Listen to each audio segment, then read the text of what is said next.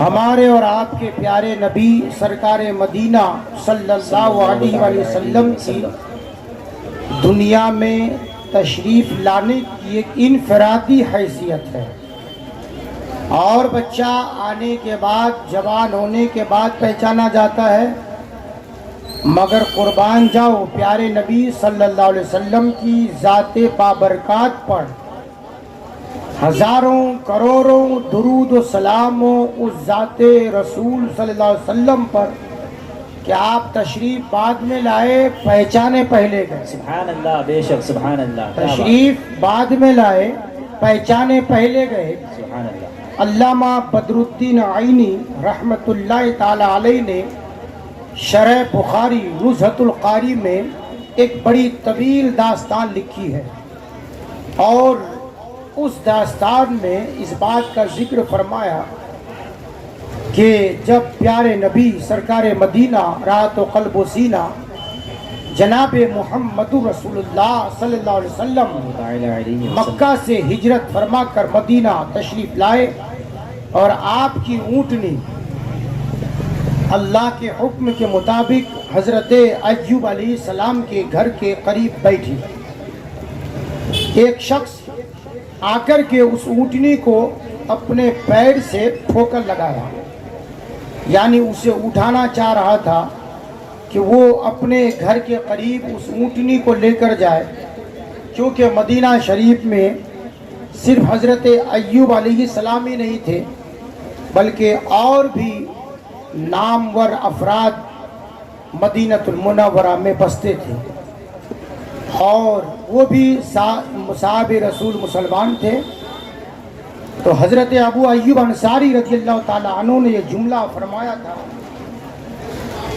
کہ لولا الاسلام لادرکت علی السیف، اگر اسلام تمہارے اور میرے درمیان حائل نہیں ہوتا تو جو تم نے حرکت کی میں تمہاری گردن تلوار سے اڑا دیتا۔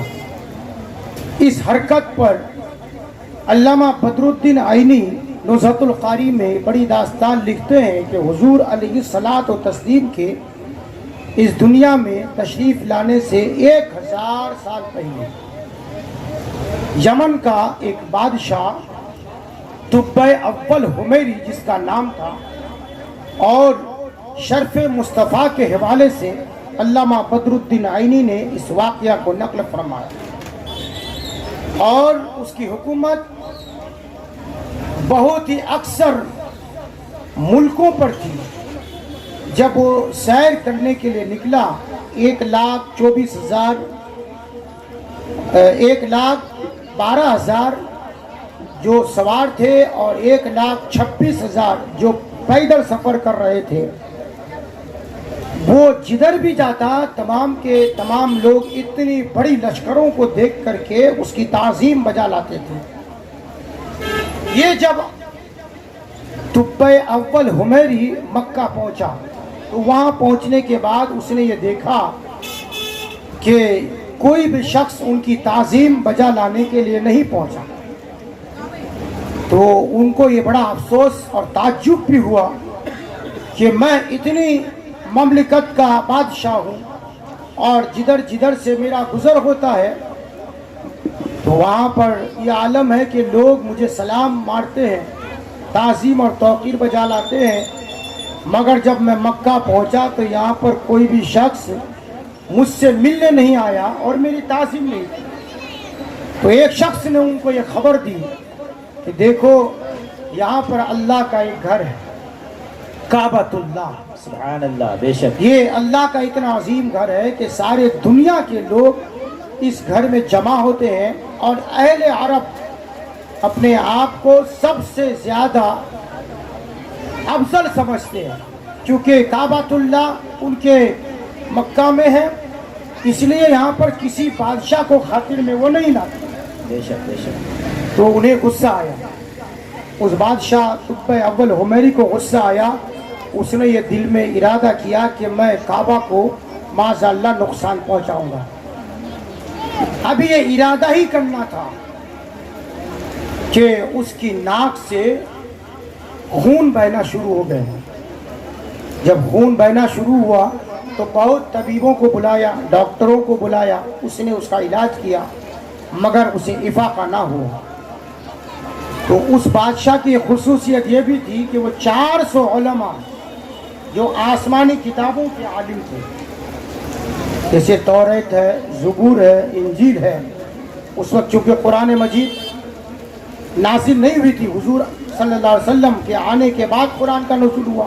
بے شک بے شک تو اس زمانے میں جو یہود و نصارہ تھے، وہ جو بادشاہ ہوا کرتے تھے، وہ ان کتابوں کے عالموں کو اپنے ساتھ رکھتے تھے اور کچھ راہب کو رکھتے تھے جن کو جنات خبر دیتے تھے، آسمانی خبریں دیتے تھے تاکہ وہ ہر چیز سے بچ سکے۔ جب وہ بادشاہ پریشان ہوا تو انہوں نے ایک دن تمام علماء کو بٹھایا اور کہا کہ کیا معاملہ ہے کہ مجھے صحت نہیں مل رہی ہے، میں بڑا پریشان حال ہوں۔ تو علماء نے کہا کہ ہمیں ایک رات آپ مہلت دیجئے، کل اس کا آپ کو جواب دے دیا جائے۔ علامہ بدر الدین عینی فرماتے ہیں کہ وہ رات کے بعد دوسرے دن ان کو کہا گیا کہ یہ جو آپ کو بیماری لاحق ہوئی ہے، یعنی ناک سے جو خون بہہ رہا ہے اور یہ رکنے کا نام نہیں لے رہا ہے، تو ہم نے یہ محسوس کیا کہ یہ جو بلا آپ کے اوپر نازل ہوئی ہے یہ دنیاوی بلا نہیں ہے بلکہ یہ آسمانی بلا ہے، یعنی اللہ کے طرف سے نازل ہوئی ہے، آپ نے کچھ ضرور غلط ارادہ کیا ہے۔ اللہ اکبر۔ تو اس نے اقرار کیا، ہاں میں نے کعبۃ اللہ کے بارے میں ارادہ کیا تھا۔ تو ان علماء نے کہا کہ تم فوراً توبہ کر لو، سبحان اللہ، بے شک توبہ کرو اور اللہ کی بارگاہ میں گر گرا کر معافی مانگو۔ اللہ تبارک و تعالیٰ امید ہے کہ تمہیں اس کی غلطی، تمہاری غلطی کو معاف فرما کر تمہیں اس بیماری سے شفا عطا فرمائے۔ سبحان اللہ، طب اول حمیری نے توبہ کی، اللہ نے اس کی بیماری کو دور کر دیا۔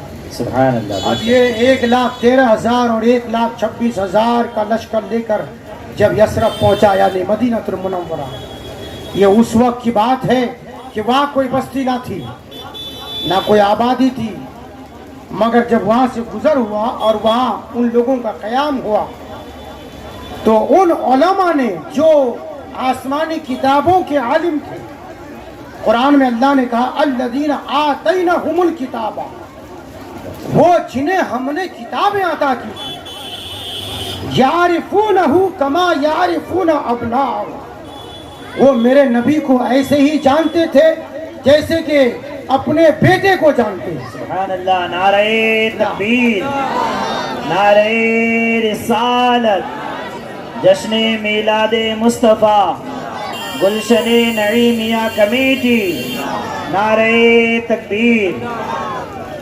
تو وہ کیوں جانتے تھے؟ قرآن کی آیتوں میں جو صفات مصطفیٰ صلی اللہ علیہ وسلم کا ذکر ہے، حضور علیہ الصلوۃ والتسلیم کے ان صفات کا ذکر توریت میں اللہ نے نازل فرمایا، زبور میں نازل فرمایا، انجیل میں نازل فرمایا۔ اس لیے ہر یہودی اور نصارہ اس بات کو جانتے تھے کہ جو آخری نبی ہوں گے ان کی صفت یہ ہوگی، ان کا چلنا ایسا ہوگا، ان کا بولنے کا انداز ایسا ہوگا، ان کے بیٹھنے کا انداز ایسا ہوگا۔ اور اسی سبب سے حضرت عبداللہ بن سلام ایک جو یہودی تھا، اور جب وہ اسلام لے کر آیا، حضرت عمر رضی اللہ تعالیٰ عنہ نے اس آیت کے تعلق سے ان سے پوچھا کہ کیا یہ آیت پر آپ کا یقین پہلے سے تھا کہ آپ جو یہود و نصارہ ہے یا علماء ہے وہ حضور کو اپنے بیٹے کی طرح جانتے تھے؟ تو حضرت عبداللہ بن سلام نے کہا ہاں ہاں، خدا کی قسم ہم حضور علیہ الصلوۃ والتسلیم کو اپنے بیٹے سے بھی زیادہ جانتے تھے، یعنی اپنے بیٹے کو جس طرح باپ پہچانتا ہے اس کی صفتوں سے، اس کے چلنے سے، اس کے رہن اور سہن سے، اس سے کئی گنا زیادہ ہم حضور کو جانتے تھے۔ اس لیے جب حضور مدینہ آئے تو ہم نے بلا شک اور شبہ حضور کے دست حق پر کلمہ پڑھ کر داخل اسلام ہو۔ سبحان اللہ، نعرہ تکبیر، نعرہ رسالت، علماء اہل سنت، گلشن نعیمیہ کمیٹی، نعرہ تکبیر۔ تو انہوں نے یہ فرمایا کہ ہمیں تو اپنے بیٹے کے اوپر اتنا یقین نہیں تھا، کیونکہ ان کی حقانیت ہونے پر جو ہماری اہلیہ جو بیوی ہے، ان کی ماں ہے، وہ بتاتی ہے کہ یہ آپ کا بیٹا ہے، مگر نبی کے بارے میں خدا نے بتایا ہے کہ آخری نبی جو میرا ہوگا اس کی یہ صفت ہوگی۔ سبحان تو اللہ۔ حضرت عمر نے کیا کیا؟ حضرت عبداللہ بن سلام کے پیشانی کو چوم لیا، کہا کہ حق اللہ نے فرمایا۔ تو یہ جو جماعت وہاں پہنچی، وہاں جو 400 علماء تھے، انہوں نے وہاں کی مٹی کو سونگا، مدینہ شریف کے جو اس وقت یثرب نام سے جانا جاتا تھا، مٹی کو سونگا، اور سونگنے کے بعد انہوں نے کہا اے بادشاہ، ہم آپ سے گزارش کرنا چاہتے ہیں۔ وہ یہ گزارش ہے کہ ہم نے آپ کی بہت خدمت کی ہے، یمن میں ہم نے خدمت کیا، سفر میں آپ کی خدمت کیا، حضر میں آپ کی خدمت کیا، اب آپ سے یہ ہماری درخواست ہے کہ یہ جہاں پر ہم ابھی قیام پذیر ہیں، یہاں کی مٹی یہ بتا رہی ہے کہ جس نبی کا تذکرہ اللہ نے توریت میں کیا، زبور میں کیا، انجیل میں کیا، آسمانی کتابوں میں جس نبی کی صفات کا اللہ نے ذکر فرمایا، وہ نبی مکہ سے تشریف لا کر، ہجرت فرما کر، مکہ کو چھوڑ کر مدینہ آئیں گے، اور جس جگہ آئیں گے کوئی وہ اور جگہ نہیں ہے، بلکہ یہ مٹی بتا رہی ہے کہ یہیں پر وہ تشریف لائیں گے۔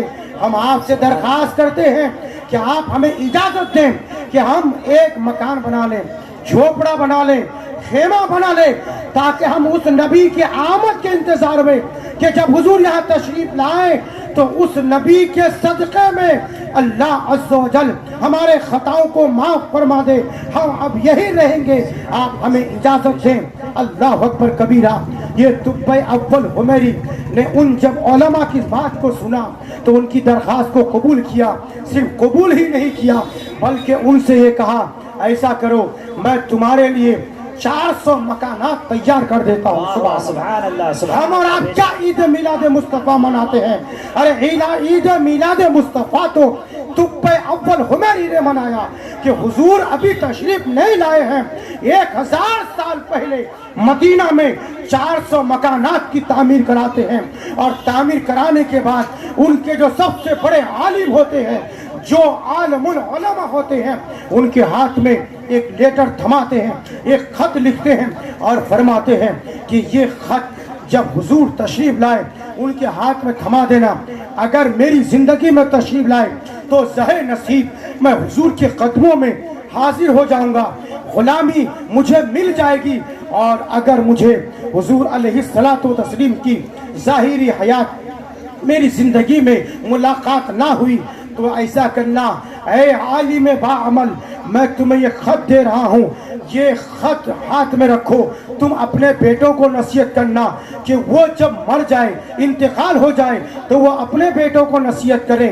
اگر وہ بھی انتقال ہو جائے تو وہ اپنے بیٹوں کو نصیحت کریں، اسی طرح سے نسلاً بعد نسلین ایک دوسرے کو نصیحت کرتے جانا کہ یہ جو میرا خط ہے طب اول حمیری کا، جو یمن کا بادشاہ ہے اور نبی کے لیے بھیجا ہے، نبی کے نام پر بھیجا ہے۔ دوستو 1000 سال گزر گیا، طب اول حمیری کا زمانہ بھی گزر گیا، اور وہ بڑے بڑے علماء کا دور بھی گزر گیا، نسلاً بعد نسلین 1000 سال کے بعد جب ہمارے آقا و مولا سرکار مدینہ سید عالم نور مجسم جناب محمد رسول اللہ صلی اللہ علیہ وآلہ وسلم مکہ کو چھوڑ کر اللہ کے حکم سے مدینہ تشریف لے کر آئے، دوستو اللہ کے حکم سے وہ جو قصوہ اونٹنی تھی، حضور کی جو اونٹنی تھی، اللہ کے حکم پر معمور تھی، لوگوں نے حضور سے کہا یا رسول اللہ آپ ہمارے گھر تشریف لے کر کے چلے، کسی نے کہا یا رسول اللہ آپ ہمارے گھر تشریف لے کر کے چلے۔ اللہ اکبر کبیرہ۔ ہر صحابی کی یہ خواہش تھی کہ حضور کا قدم میرے گھر پہ پڑ جائے، مگر اللہ کے رسول نے فرمایا میری جو اونٹنی ہے جہاں قدم رکھے گی، جہاں بیٹھ جائے گی، وہیں پر میرا قیام ہوگا۔ دیکھو حضرت پیارے نبی صلی اللہ علیہ وسلم کی اونٹنی کا قیام کہاں ہوا؟ اس صحابی کے گھر میں ہوا جس صحابی کا تو منزلہ عمارت تھی، یعنی حضرت ابو ایوب انصاری رضی اللہ تعالی عنہ۔ یہ وہی صحابی ہے کہ جن کے نسلاً بعد نسلین ان کے آبا و اجداد جو سب سے بڑے عالم تھے ان کے ہاتھ میں خط تھمایا تھا، وہ خط حضور صلی اللہ علیہ وسلم کے لیے تھمایا گیا تھا، نسلاً بعد نسرین۔ وہ خط حضرت ابو ایوب انصاری کے ہاتھ میں آیا۔ حضرت ابو ایوب انصاری وہ خط کو لے کر حضور کی بارگاہ میں استقبال کے لیے پہنچ ہی رہے تھے کہ حضور نے ارشاد فرمایا، اے ابو ایوب انصاری آؤ آؤ، میرا بھائی طب اول حمیری کا خط مجھے پیش کرو۔ نعرہ تکبیر، نعرہ رسالت، جشن میلاد مصطفیٰ، علم غیب مصطفیٰ، گلشن نعیمیہ کمیٹی، نعرہ تکبیر۔ ماشاءاللہ، بہت خوب، بہت خوب۔ علامہ بدر الدین عینی نزہت القاری کی حدیث پاک کے حوالے سے علماء شارحین اس میں لکھتے ہیں، ذرا مجھے بتاؤ کس نے اس بات کو حضور سے بتایا کہ طب اول حمیری نے ایک خط لکھا ہے، مگر حضور سے کسی نے ذکر نہیں کیا، صرف حضرت ابو ایوب انصاری سامنے تشریف لائے، حضور نے فرمایا لاؤ وہ خط مجھے پیش کرو۔ دوستو وہ خط جب حضور کی بارگاہ میں پیش کیا گیا، آپ اس خط کے مضمون کو دیکھیے اور اس بات کا اندازہ آپ لگا سکتے ہیں کہ ہم کیا عاشق رسول ہے۔ عاشق رسول تو وہ تھے کہ جو بادشاہ ہونے کے باوجود بھی محبت رسول کوٹ کوٹ کر ان کے دماغ میں، ان کے دلوں میں، ان کے ذہنوں میں، ان کے قلوب و اذہان میں بھرا ہوا تھا۔ دوستو وہ خط میں کیا لکھا ہوا تھا؟ پیارے نبی صلی اللہ علیہ وسلم نے جب اس خط کو کھولا تو اس میں لکھا ہوا تھا کہ سلام ہو اس نبی پر جو آخری نبی ہے۔ یہ خط طب اول حمیری کی جانب سے حضرت محمد بن عبداللہ علیہ الصلوۃ والتسلیم کے طرف، یا رسول اللہ صلی اللہ علیہ وسلم، میں آپ کا غلام اور آپ کے غلاموں کا غلام ہوں۔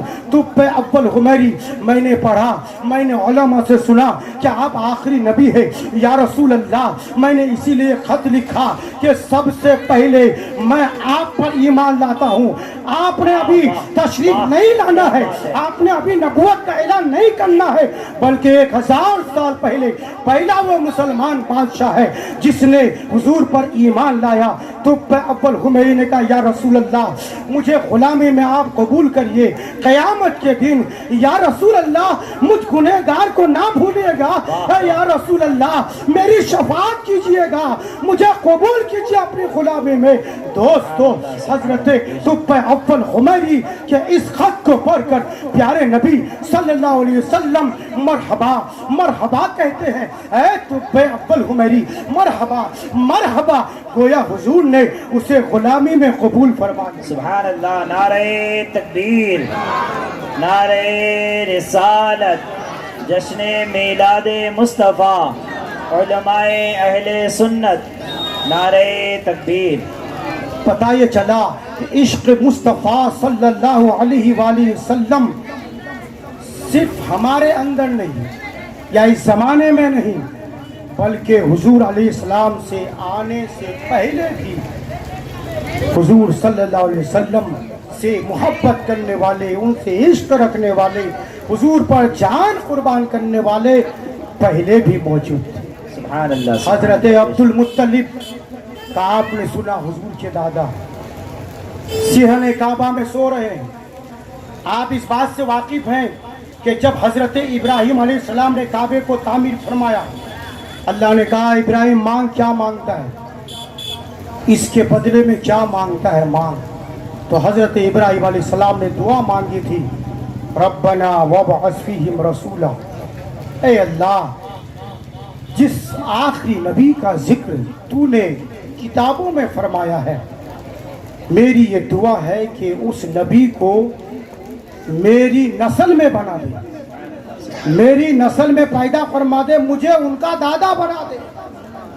یہ دعا اللہ نے قبول فرمائی۔ اب دیکھیے جو مقام ابراہیم ہے، علماء نے اس کا نقطہ یہ بیان کیا کہ حضرت ابراہیم علیہ السلام کا جو مقام ابراہیم ہے، جہاں پر حاجی حج کرنے کے بعد یا طواف کرنے کے بعد 2 رکعت نماز پڑھتے ہیں، اور قرآن میں اللہ نے کہا وَاتَّخَذُوا مِن مقام ابراہیم مصلی، مقام ابراہیم کو جا نماز بنا دیا۔ اچھا صاحب معاملہ یہ ہے کہ مقام ابراہیم کو جا نماز کیوں بنائے؟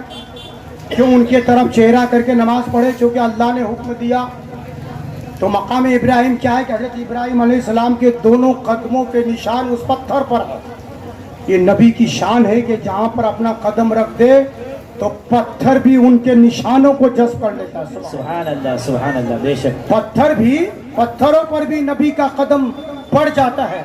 سوال یہاں یہ پیدا ہوتا ہے کہ حضرت ابراہیم علیہ السلام صرف ایک ہی مرتبہ حرم میں نہیں رہے، اس لیے کہ کعبۃ اللہ جب آپ نے تعبیر فرمایا، جب کعبۃ اللہ کی بنا ڈالی، پھر ملک شام، پھر وہ سفر، ہزاروں جگہ آپ تشریف لے کر رہے، مگر مقام ایک ہی جگہ نشان کیوں آیا؟ تو علماء نے اس کا جواب یہ لکھا کہ مقام ابراہیم اس بات کی نشاندہی کر رہا ہے کہ حضرت ابراہیم علیہ السلام نے اس پتھر پر کھڑے ہو کر کے اللہ سے پیارے نبی صلی اللہ علیہ وسلم کی آمد کی دعا مانگا. واہ واہ سبحان اللہ. پیارے نبی صلی اللہ علیہ وسلم کا میلاد کی وہ نشانی ہے مقام ابراہیم، اس لیے اللہ نے ان سے باقی رکھا. تو حضرت ابراہیم علیہ السلام نے جب وہ دعا مانگ لی، بنو اسماعیل اس کے بانی رہے اور برسوں تک، سالوں سال تک حاجیوں کی خدمت کرنا اور آب زمزم پلانا ان کے ذمہ داری تھی. مگر جب قبیلہ بنو جرہم کے لوگ اس پر قابض ہو گئے، اس میں سے ایک بدبخت شخص تھا جس کا نام عمر تھا. یہ ایسا بدبخت تاریخ کے حوالے سے پتہ چلتا ہے، علامہ ابن خلدون نے لکھا ہے کہ وہ سب سے پہلا شخص تھا عرب میں جو حاجیوں کو لوٹ مار کرتا تھا. جب ان کی لوٹ مار زیادہ ہو گئی، حاجیوں کے ساتھ بدتمیزی زیادہ ہو گئی، تو پھر قبیلہ بنو اسماعیل کے لوگوں نے اس پر مل کر حملہ کیا. وہ مکہ کو چھوڑ کر بھاگتے بھاگتے اس نے کیا کیا کہ 2 ہرن تھی سونے کی، جو کعبے پر چڑھاوا چڑھاتے ہیں، 2 سونے کی ہرن تھی اور کچھ زیورات تھے. انہوں نے آب زمزم کے کنویں میں ڈالا اور کنویں کو مٹی سے پتھر سے بھر کر برابر کر کے وہاں سے بھاگ گئے تاکہ کوئی بھی اس سونے کی ہرن پر قابض نہ ہو پائے. یہ تو چلا گیا، لیکن برسوں تک آب زمزم سے لوگ مستفیض نہیں ہو سکے کیونکہ کسی کو آب زمزم کے کنویں کا پتہ ہی نہیں تھا. تاریخ گواہ ہے کہ یہ بھی ہمارے پیارے نبی صلی اللہ علیہ وسلم کے دادا کا صدقہ ہے. اگر آج آب زمزم کا پانی ہم پی رہے ہیں تو یہ حضور کے دادا کا صدقہ ہے. ایک دن سو رہے تھے، خواب میں آیا کہ برہ کو کھودو. حضرت عبد المطلب جب خواب سے بیدار ہوئے تو عرض کیا مولا یہ برہ کیا ہے؟ پھر سو گئے. پھر دوسرے دن خواب آیا کہ طیبہ کو کھودو. پھر عرض کیا کہ مولا یہ طیبہ کیا ہے؟ پھر خواب آیا کہ چاہے زمزم یعنی آب زمزم کو کھودو. پھر انہوں نے کہا مولا ہم آب زمزم کہاں ہے؟ اس کا کوئی نام و نشان نہیں. عزیزان ملت اسلامیہ، جب نام و نشان نہیں تو آدمی کھودے تو کہاں کھودے؟ تو پھر اللہ کے طرف سے ایک کوا ظاہر ہوا کہ جہاں کوا ٹھونٹ مار دے، چونچ مارے، اور سمجھ جانا کہ وہیں پر آب زمزم کا کنواں ہے، اور جو بغیر کسی محنت کے اس کنویں کا پانی قیامت تک میں جاری فرماؤں گا. یہ حضرت عبد المطلب حضور کے دادا ہیں. حضور کے آنے سے پہلے حضور کے نور رحمتوں کے برکتوں سے کتنا بڑا حصہ ملا ہے. آپ نے کھودنا شروع کیا، کھودتے کھودتے تھوڑی آپ نے دیر کھودا تھا کہ وہ جو 2 ہرن سونے کا تھا وہ برآمد ہو گیا اور آب زمزم کا کنواں نظر آنے لگا. اور ہیرے جواہرہ جو انہوں نے ڈالا تھا عمر نے، وہ سب کے سب آپ نے تابع میں کر لیا. اتنے میں دوسرے سرداران مکہ نے کہا اس پر ہمارا بھی حصہ ہے، آپ اکیلے اس کے مالک نہیں ہیں، اس لیے کہ 2 سونے کا ہرن ہے اور یہ سونے جو چراوا چڑھا ہوگا ہم بھی اس کے حصے دار ہیں. حضرت عبد المطلب نے کہا کہ مجھے خواب آیا اور یقیناً میں اس کا حصے دار ہوں، میں حاجیوں کا جو خدمت میں لگا رہتا ہوں، میرا خاندان لگا رہتا ہے، میں بنی ہاشم سے ہوں. ان لوگوں نے کہا نہیں ہم اس بات کو نہیں مانتے ہیں. دونوں میں تصادم و اختلاف بڑھا تو تیسرا شخص آ کر کے یہ بتایا کہ ایسا کرو کہ ایک دانا شخص ہے، ان کے پاس جا کر کے ملک شام سے پوچھ کے آتے ہیں کہ اس کا حقدار کون ہے. اب یہ وہاں سے سفر کرنے کے لیے نکلے. آج بھی اگر آپ چلیں گے تو مکہ اور مدینہ شریف کے درمیان آپ دیکھیں گے کہ صرف پہاڑ ہی پہاڑ ہے. اللہ اکبر کبیرہ. دور دور تک نہ کوئی کنواں آپ کو نظر آئے گا، نہ کوئی سہارا آپ کو نظر آئے گا، اور دور دور تک کوئی پانی بھی آپ کو نظر نہیں آئے گا۔ تو اس زمانے میں کیا حال ہوگا کہ جس زمانے میں دور دور تک کوئی مسافر نظر نہیں آتا تھا، یہ لوگ اس فیصلے کے لیے چلے، دونوں قافلہ چلا، چلتے چلتے راستے میں حضرت عبد المطلب کے پاس جو پانی تھا وہ ختم ہو گیا۔ انہوں نے مخالفین سے کہا، فریق دوم سے، کہ آپ ہمیں کچھ پانی دے دیں تاکہ ہماری جان بچ جائے۔ انہوں نے انکار کر دیا۔ تھوڑی دور چلے گا، ٹھیک ہے، چلتے چلتے اس کے پاس بھی پانی ختم ہو گیا۔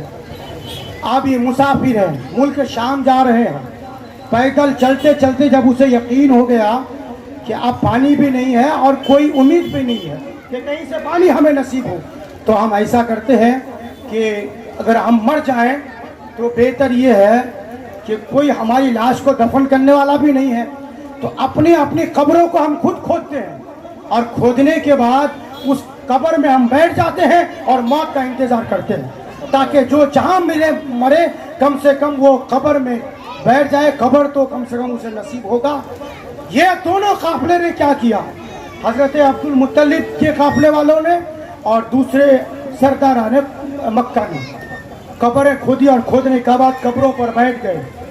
بیٹھ کر یہ سوچ ہی رہے تھے، اس میں کچھ لمحہ گزرنے کے بعد حضرت عبد المطلب نے کہا، یہ تو میرے ذہن میں یہ بات آ رہی ہے، یہ تو بزدلی کا کام ہے کہ ہم خود موت کا انتظار کریں، تو ہم کیوں نہ ایسا کریں کہ ہم میں سے کوئی شخص اگر جس کا انتقال پہلے ہو جائے اس کو ہم وصیت کر دیتے ہیں کہ تم ہمیں دفنا دینا، اور جس کا بعد میں انتقال ہوگا بھلے وہ بے گور و کفن مر جائیں مگر دوسروں کا کم سے کم وہ دفن تو کر سکے۔